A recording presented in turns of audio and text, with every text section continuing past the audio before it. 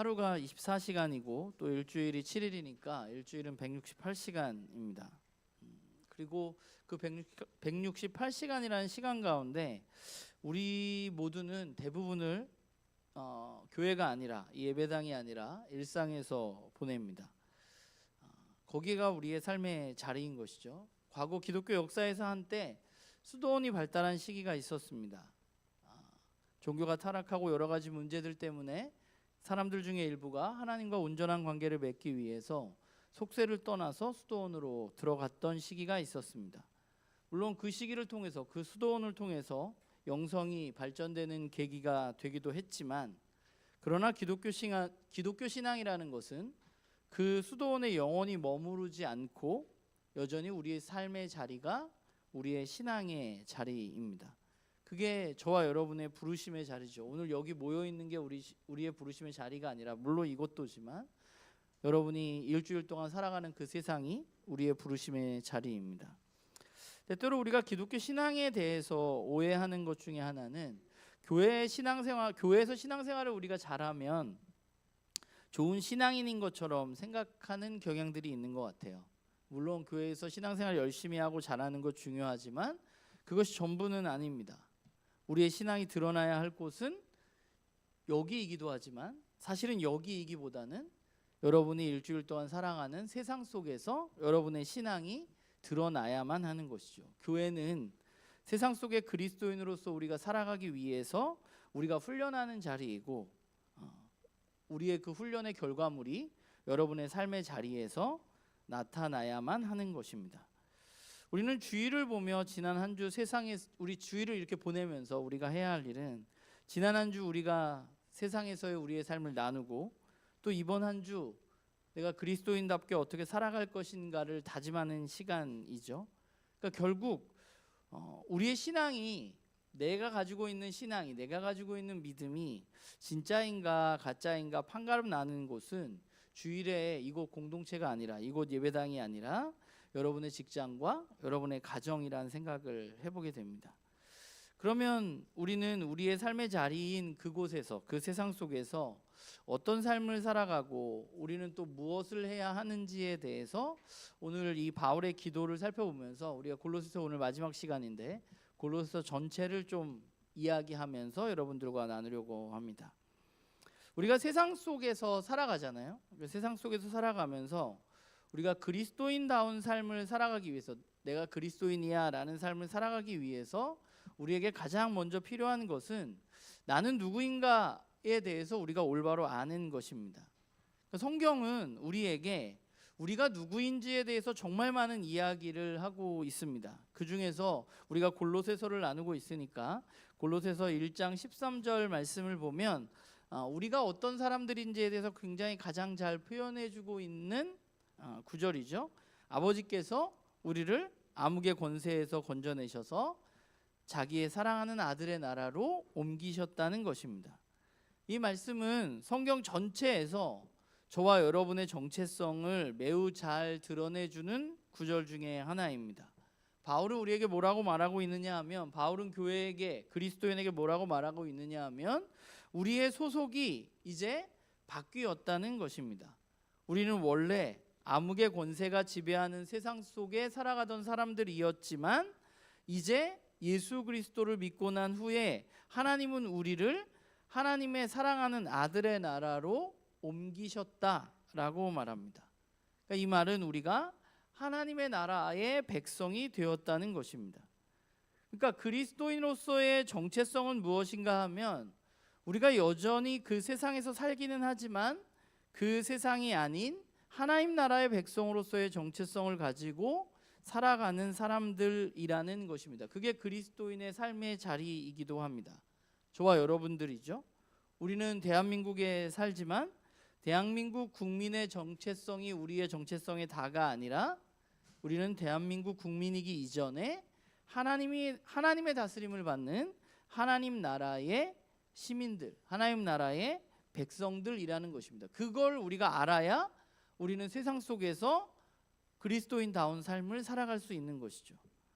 우리가 이렇게 세상 나라가 아니라 하나님 나라에 속해서 살아간다는 것은 결국은 우리가 골로새서 이야기를 나누면서 계속 말했지만 세상의 이야기를 따라서 살아가는 사람들이 아니라 우리가 수련회 때 나누었던 골로새 1장 15절에서 20절 말씀에 나와 있는 그런 예수님, 만물의 주인이시고 만물을 지탱하고 계시고 만물을 회복하시는 그 예수님의 이야기를 우리는 품고 그 이야기 가운데 살아가는 사람들이 바로 저와 여러분들입니다. 여러분들이 그 예수님 믿지 않는 여러분들의 친구들이 있잖아요. 그 여러분들 친구들에게 한번 그렇게 물어보면 어떻게 반응을 할까 한번 생각을 해보세요. 예수님 믿지 않는 친구들 중에 어느 누구도 지금 제가 얘기했던 예수님이 이 온 세상의 주인이고 이 온 세상을 지금 예수님이 붙들고 있고 예수님 때문에 이 세상이 지탱되고 있다고 생각하는 사람은 여러분들 친구 중에는 거의 없을 겁니다.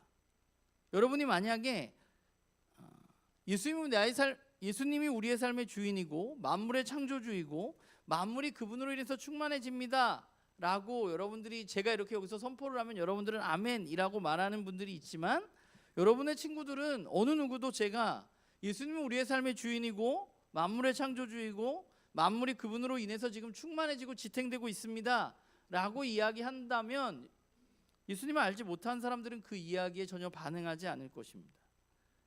지금 이 세상이 움직이고 있고 지탱되어지는 것이 예수님 때문이라고 여러분들이 이야기를 한다면 여러분의 친구들은 제가 또 교회 얘기하는구나 이러면서 그냥 이상하게 생각하거나 또는 별 관심 없거나 그냥 한 귀로 듣고 한 귀로 흘리겠죠. 그런데 만약에 여러분이 여러분의 친구들에게 야 내가 2년 전에 삼성전자 주식을 100주를 사뒀었거든 이렇게 이야기를 하면 여러분의 친구들은 여러분들의 이야기에 갑자기 귀를 확 기울일 수밖에 없는 그런 세상에 우리는 살아가고 있는 겁니다. 그러니까 우리가 어떤 이야기 속에서 살아가느냐를 이걸 보면 단적으로 알 수 있어요. 여러분들 친구들이 예수님 이야기에 전혀 관심이 없어요. 우리만 관심 있지. 세상은 그런 이야기에 관심이 없습니다. 우리는 좀 다른 이야기를 가지고 있고 그 다른 이야기를 믿고 그 다른 이야기가 진짜라고 여기면서 살아가는 사람들이에요. 그러니까 하나님의 사랑하는 아들의 나라의 백성인 우리는 세상 사람들과는 조금 다른 이야기를 믿고 그 이야기 안에서 살아가는 사람들입니다. 그래서 우리의 삶에 일어나는 일들을 세상 사람들과는 조금 다르게 받아들이기도 하고 다르게 이야기하기도 하는 것이죠. 성경을 보면 이스라엘 백성들을 한번 살펴보면 우리가 얼마 전에 이사야도 있고 하박국도 읽었는데 유다가 이스라엘이라는 나라가 북쪽 이스라엘과 남쪽 유다가 아시리아와 바벨론에 의해서 멸망을 하게 되었습니다. 그럼 왜 멸망을 하게 되었느냐라고 생각을 해보면 세상적인 관점에서 보면 세계사를 살펴보면 그냥 힘이 약했기 때문입니다. 거대한 제국 아시리아라는 정말 유례없는 거대한 제국 바벨로니아라는 그 거대한 제국 앞에 정말 팔레스타인 지역의 너무 작은 소수의 민족이었던 사실 역사 가운데 잘 나오지도 않는 그 히브리 민족들은 힘이 약하기 때문에 멸망한 것입니다. 그런데 성경을 읽어보면 이스라엘 민족들은 우리가 힘이 약해서 멸망했다고 이야기하지를 않아요.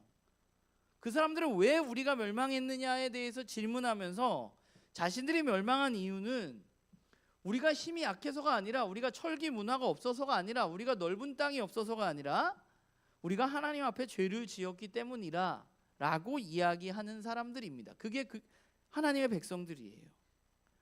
왜 그렇게 이야기하느냐?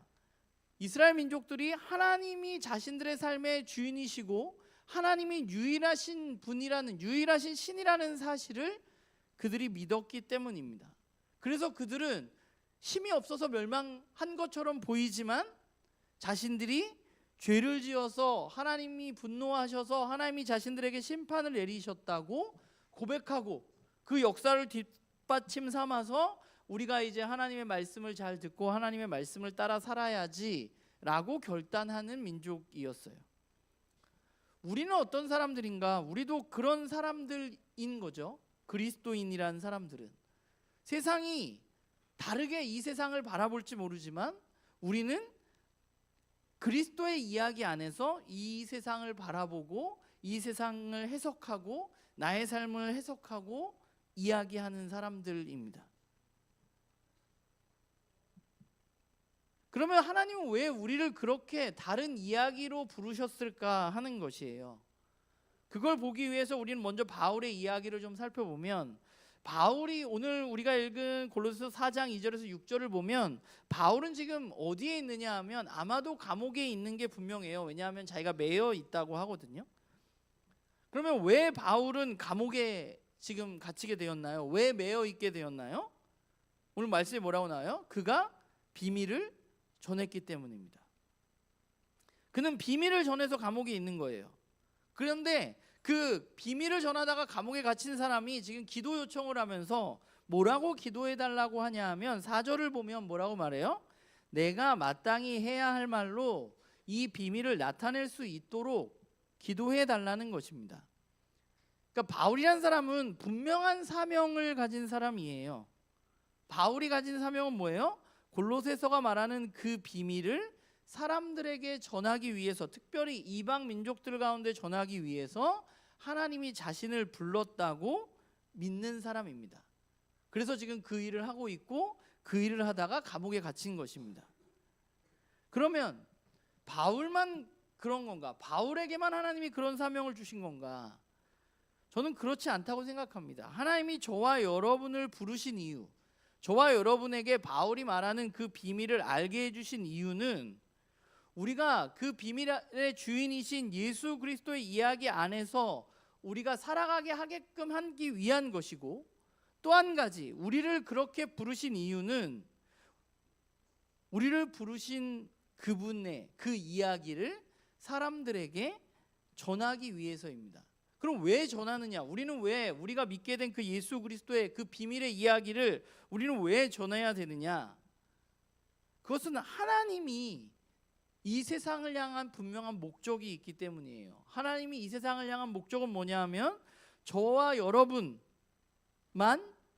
예수 그리스도 안에서 하나님과 화해한 삶을 살아가기를 원하시는 분이 아니기 때문에 그래요. 하나님은 저와 여러분뿐만 아니라 이 세상에 살아가는 모든 사람들, 아프고 깨지고 슬퍼하는 모든 사람들, 그 사람들이 그리스도 예수 안에서 하나님과 온전한 관계, 화평한 관계를 누리기를 원하십니다.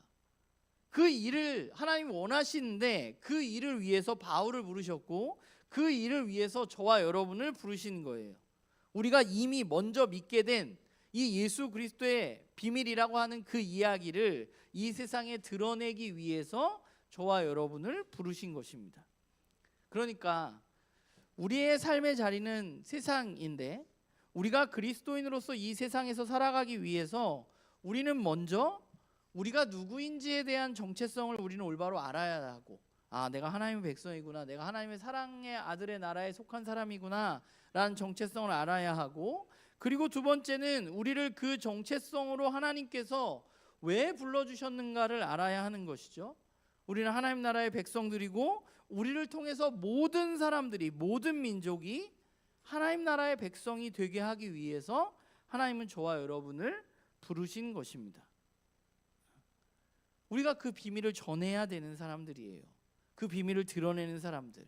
그러면 우리가 드러내야 할 그 비밀은 무엇인가?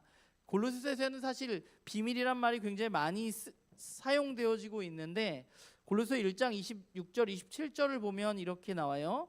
이 비밀은 영원 전부터 모든 세대에게 감추어져 있었는데 지금은 그 성도들에게 드러났습니다.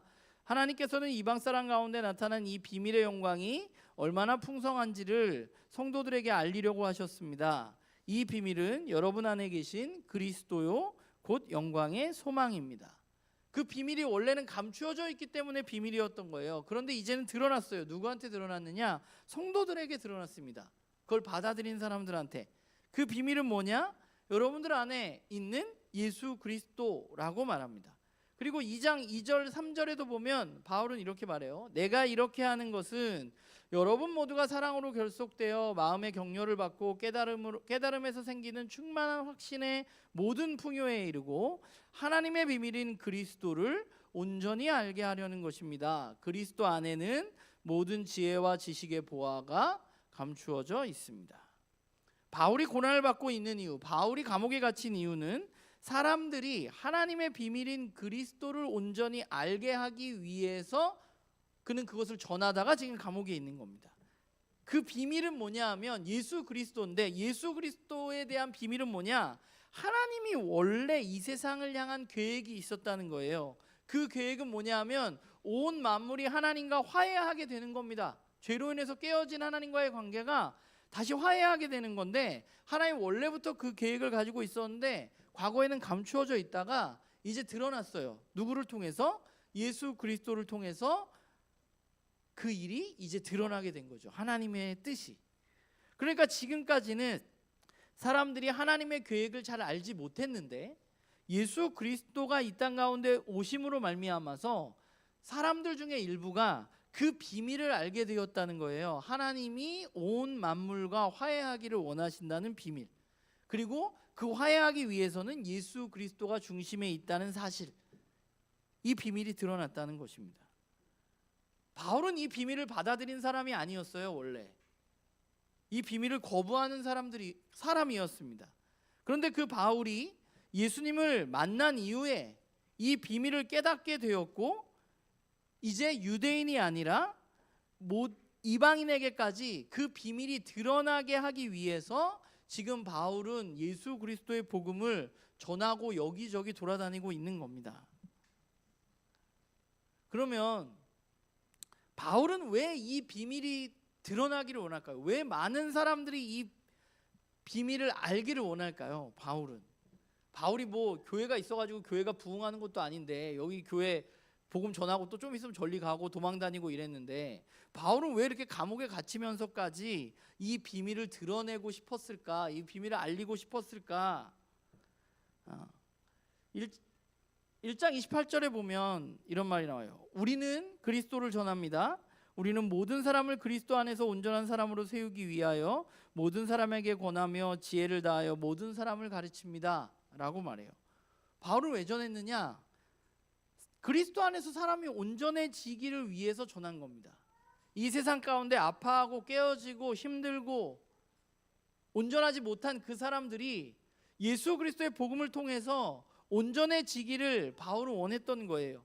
2장 2절 3절에도 보면 바울은 뭐라고 그래요? 그리스도 안에는 모든 지혜와 지식과 보화가 감추어져 있습니다. 이 세상의 지혜와 지식이, 보화가 어디 있어요? 그리스도 예수 안에 있어요. 그걸 바울이 알게 된 거예요. 세상 철학이 아니라 그리스도 안에서 모든 사람들이 온전해질 수 있다는 사실을 바울은 깨달은 거예요. 바울은 세상의 가르침이 아니라 그리스도 예수 안에 모든 지식과 지혜와 보화가 있다는 사실을 알게 된 겁니다. 그래서 내가 지금 바라보고 있는 이 사람들이 온전하게 되기 위해서, 저 사람들이 이 세상을 살아가는 참 지혜와 지식을 누리게 하기 위해서 그 복음을 전하고 있는 거죠. 그러니까 바울은 이방 사람들을 굉장히 사랑하는 사람입니다. 사랑하니까 전하는 거예요. 그 사람이 온전해지기 위해서, 그 사람이 지혜롭게 살아가기 위해서, 그 사람이 이 세상을 살아가는 지식을 충만하게 하기 위해서. 그리고 이 감옥에 갇혀 있으면서도 지금 편지하면서 뭐라고 기도 부탁을 하고 있어요? 이 비밀을 앞으로 내가 더 잘 나타낼 수 있게 해달라고 기도 요청을 하고 있는 것이죠. 우리가 그리스도인으로 살아가게 되면 사실 나눔교회는 우리들끼리 되게 즐겁잖아요. 네. 그래서 어제도 뭐 결혼식 끝난 이후에 집에들 안 가고 막 다 주일날 그냥 집에 가는 경우가 거의 없잖아요. 우리는. 그러니까 우리는 우리끼리 모이면 참 즐겁고 좋기는 합니다. 그런데 우리가 알아야 할 꼭 한 가지는, 우리가 믿고 있는 그 복음이 지금 우리가 살아가는 이 세상에 꼭 필요한 것이라는 거예요. 저에게도 여러분에게도 필요한 것이고, 또 여러분의 가족들과 여러분의 친구들에게도 꼭 필요한 겁니다. 왜냐하면 이 복음은 사람을 온전하게 하고, 또 이 복음은 세상의 지혜와 지식을 가지고 있기 때문입니다. 그래서 우리는 이 복음을 받았는데 우리만 즐겁고 끝나면 되는 게 아니라 이 세상에 살아가면서 사람들이 이 복음을, 이 비밀을 알게 하는 사명을 가진 거예요. 왜냐하면 거기가, 그 복음 안에 사람을 온전하게 하고 이 세상을 살아가는 지혜가 있기 때문입니다. 그러면 이 비밀을 우리는, 이 복음을 우리는 어떻게 이 세상 속에서 살아가면서 사람들에게 드러낼 수 있을까? 바울은 뭐라고 말하고 있느냐 하면, 오늘 여러분 4절을 보면 바울이 뭐라고 말하냐면, 마땅히 해야 할 말로 이 비밀을 나타낼 수 있도록 여러분들이 기도를 해주십시오 라고 말합니다. 마땅히 해야 할 말로 이 비밀을 나타낸다고 말해요. 마땅히 해야 할 말은 뭐예요? 이 복음에 걸맞는 말입니다. 거짓이 아니라 진실을 이야기하는 겁니다. 우리가 복음을 전할 때 오해하면 안 되는 게, 좀 조심해야 되는 것은, 우리가 교회를 데리고 오고 뭐 이러는 게 우리는 중요한 거라고 생각해요. 그래서 우리는 빨리 데리고 오기 위해서 교회를 오면 막 너의 삶의 문제가 다 해결돼, 막 이런 얘기를 막 함부로 해요. 해결될 수도 있지만 해결되어지지 않을 수도 있잖아요. 여러분들 문제가 다 해결되어진 건 아니잖아요. 가끔 기독교를 세상이 줄 수 있는 것을 주는 종교인 것처럼, 좀 이게 적절한 표현인지 모르겠지만 너무 값싸게 팔아넘기는 이야기들을 보게 되는 것 같아요. 기독교는, 예수 그리스도의 복음은 누군가의 문제를 해결하기 위한 것을 훨씬 넘어서는 겁니다. 그 사람의 문제를 해결하는 게 아니라 그 사람을 온전하게 하는 거고, 그냥 어떤 문제가 해결되어지는 거 아니라 이 세상의 지혜와 지식이 여기에 있는 거예요. 그렇기 때문에 우리는 복음을 전할 때, 이 비밀을 말할 때 마땅히 해야 할 말이라는 것은, 우리가 이 복음에 걸맞는 말을 해야 된다는 거예요. 사람들은 돈과 힘에 의해서 이 세상이 유지된다고 생각합니다. 그리고 자기의 인생은 다 자기 거라고 생각해요. 내가 주인이라고. 그런데 우리는 그게 아니잖아요. 우리는 이 비밀의 내용을 알고 있잖아요. 우리는 뭐라고 생각해요? 하나님이 온 세상의 주인이시고 그분에 의해서 지금 이 세상이 지체되어 있고, 나의 삶의 주인이 내가 아니라 하나님이라는 사실을 믿는 사람들이잖아요. 그럼 우리는 그 이야기를 해줘야 돼요. 네가 너의 삶의 주인이 너인 것처럼 살다가 괜찮을 수도 있지만, 네가 그렇게 계속 살아간다면 너의 삶에 문제가 나타나고 깨어질 수밖에 없다는 사실. 이 이야기가 쉬운 이야기는 아니지만 우리는 진짜를 얘기해 줘야 돼요. 진짜 성경이 이야기하는 거. 네가 그렇게 계속 살아가다가는 너의 삶의 어려움과 공허함이, 그 깨어진 상태가 계속 유지될 수밖에 없다는 사실. 우리는 이 사실을 이야기해 주는 사람이어야만 합니다. 그렇다고 막 아무나 붙들고 여러분 막 너 삶의 주인은 네가 아니라 하나님이야 이러지 말고, 여러분들이 사랑하는 사람을 사랑하는 마음으로 이걸 어떻게 전할 수 있을까 고민해야 되는 거죠. 그래서 우리가 복음을 전할 때 첫 번째는 우리가 마땅히 해야 할 말, 여러분들이 믿고 있는 복음을 전하세요. 여러분들이 믿지도 않는 복음을 전하지 말고 교회 데리고 오려고. 적절한 행동이 아니에요. 두 번째 생각해 볼 것은, 이 비밀이 각 사람에게 전달되어져야 한다는 거예요. 아까 우리가 28절을 읽었는데 약간 세번역으로 읽었는데 사실 세번역하고 개역개정하고 좀 다르거든요. 개역개정을 읽어보면 이렇게 나와요. 우리가 그를 전파하여 각 사람을 권하고 모든 지혜로 각 사람을 가르침은 각 사람을 그리스도 안에서 완전한 자로 세우려 함이라 라고 말합니다. 바울은 28절에서 각 사람을 연거퍼서 3번 사용해요. 3번 사용했다는 거는 강조하고 싶다는 거거든요. 근데 세번역에 뭐라고 나와 있느냐 하면 이게 모든 사람이라고 되어 있어요. 물론 모든 사람에게 그게 전해줘야 되는데 사실 원래의 의미는 각 사람이 더 맞거든요. 그러니까 우리의 비밀이 잘 전달되어져야 되는데, 합당한 말로, 적당한 말로 잘 전달되어져야 하는데, 그 복음을 전달할 때 내가 복음을 전하는 그 각 사람, 내가 지금 만나고 있고 내가 복음을 전하려고 하는 그 사람에게 적절해야 한다는 것입니다. 우리가 복음을 전할 때 좀 조심해야 될 것은, 내가 뭔가 깨달은 게 있으니까 내가 막 믿고 내가 좋았던 이야기만 우리가 계속하는 경향이 있어요. 그런데 그게 아니라 우리가 복음을 전해야 될 난 이미 믿었잖아요. 내가 전해야 될 대상은 상대방이잖아요. 그러니까 우리가 해야 할 일은 상대방이 잘 들을 수 있도록 상대방의 상황과 상대방의 어떤 삶의 정황들과 이런 것들을 바탕으로 우리는 각 사람에게 잘 전달해야만 한다는 것입니다. 모든 사람은 다른 생각을 가지고 있고 다른 삶의 자리에 있습니다. 그래서 우리가 전할 때 조심해야만 되는 거예요. 그 사람의 살아온 삶의 환경과 생각하는 것들이 다르기 때문에. 제가 나눔교회를 시작하고 처음에 풍성한 삶의 초대를 우리가 지금도 하고 있는데, 풍성한 삶의 초대라는 그땐 책이 아니었는데 그 프린트물 그리고 영상을 처음 봤어요. 그게 14년 전인데, 그 풍성한 삶의 초대를 제가 처음 만났을 때 전 너무 좋았어요. 제 신앙에 있어서 풀리지 않던 어떤 것들이 풀려지는 것처럼 너무 좋았어요. 그리고 승선 집사랑 그때 있었던 병걸 형제랑 저희 아내랑 풍삼초를 했어요. 다 너무 좋았어요. 그래서 저는 그걸 공부하면서 그렇게 생각했어요. 아, 이제 풍삼초만 잘하면 사람들을 만나면 내가 사람들을 예수 믿게 할 수 있겠다라고 생각했어요. 그러니까 여러분이 웃는 이유는 내가 참 그때 순진했다는 거를 여러분들이 알기 때문이죠. 세상은 그렇지 않습니다. 각 사람은 달라요. 나는 너무 좋았는데 그걸 보고 아무 감흥이 안 일어나는 사람도 있고요. 나는 여기에 질문이 없었는데 또 어떤 부분에서 질문이 생기는 사람들도 있어요. 그래서 우리는 각 사람에게 맞게 복음을 전해야 합니다. 그게 우리를 부르신 이유에 맞게 비밀을 드러내는 거예요.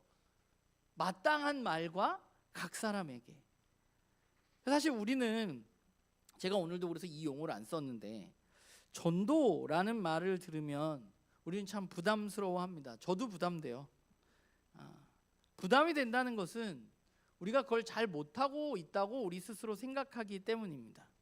그리고 이 부담은 우리가 복음을 전하다가, 이 비밀을 전하다가 거절된 경험이 있기 때문일 수도 있고요. 또는 아유, 이게 뭐 잘 되겠어 하는 생각이 있을 수 있기 때문입니다. 그런데 저는 오늘 우리가 살아가는 이 시대야말로 전도가 필요한 시대라는 생각을 하게 됩니다. 전도라는 거는 뭐예요? 도를 전하는 겁니다. 도를 아십니까? 말고 우리는 진짜 도를 알고 있는 사람들입니다. 그리고 저는 이 세상이 지금 그 진짜 도를 원하고 있다고 생각합니다. 사람들은 가짜는 금방 알아채요. 가짜는 듣기 싫어해요. 그런데 사람들은 또 한편으로는 진짜를 찾고 있습니다. 만약에 저와 여러분이 오늘 우리가 말씀을 나누면서 본 대로 그리스도 안에서 우리가 온전한 사람이 될 수 있다고 믿는다면, 그리스도 안에 세상의 온갖 지혜와 지식과 보화가 있다고 믿는다면 그것이 진짜이고 우리는 그 진짜 도를 전하는 사람이어야만 합니다. 세상에는 과거보다 아픈 사람들이 훨씬 많습니다. 육체적인 질병도 많아졌고 마음의 질병도 많아졌습니다. 우리가 살아가는 세상이 사람들을 그렇게 만든 거예요. 세상의 이야기가 그 사람들을 풍요롭게 해줄 거라고 생각했는데 그 세상의 이야기가 그 사람을 더 각체의 병을 가져다 준 겁니다. 저는 그래서 이 시대에 진짜 도가 더 필요하다고 믿습니다. 우리는 누구인가요? 진짜 도를 믿고 누리는 사람들입니다. 사실 우리가 해야 할 일은 너무 분명해요. 우리가 믿고 있는 그 진짜 도를 여러분들의 삶에 정말 풍성하게 누리고 또 그 진짜 도를 여러분들의 가족과 친구들에게 드러내는 것입니다. 그게 저와 여러분의 사명이에요. 그래서 저는 전도라는 말이 우리들에게 부담스러운 단어이기는 하지만 이제 나눔교회 식구들에게 조금 자연스러운 단어가 되어 갔으면 좋겠어요. 우리들을 통해서 그 진짜 도가 누군가를 살리는 일들이 일어나기를 간절히 바랍니다. 그러기 위해서 우리가 해야 할 것이 있어요. 우선 첫 번째는 기도하는 겁니다. 오늘 바울이 뭐 복음을 못 전해서 기도 부탁을 했겠어요? 이 사람처럼 잘 전하는 사람이 없는데. 하지만 바울은 골로새 교인들에게 기도를 부탁합니다. 내가 복음을, 이 비밀을 잘 전할 수 있도록. 기도 없이 복음이 전해질 수는 없습니다.